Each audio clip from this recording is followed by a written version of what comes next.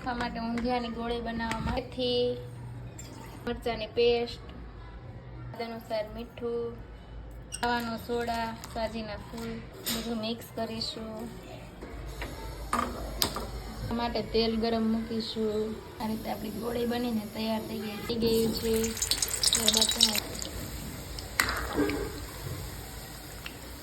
ગોળી તળાઈ ગઈ છે. રીંગણા તળીશું. રીંગણા સરસ રીતે તળાઈ ગયા છે. ટામેટા, ધાણા, વરિયાળીનો ભૂકો, વરિયાળ માટે તેલમાં સાતળવા દઈશું. લાલ મરચું પાવડર, નો ભૂકો, ગ્લાસ પાણી, ખાંડ, અનુસાર મીઠું, જીરું પાવડર, ગ્રેવી,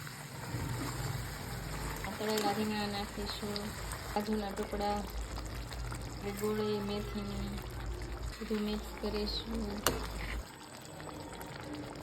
ઢાબા સ્ટાઇલ રીંગણાનું શાક તૈયાર થઈ.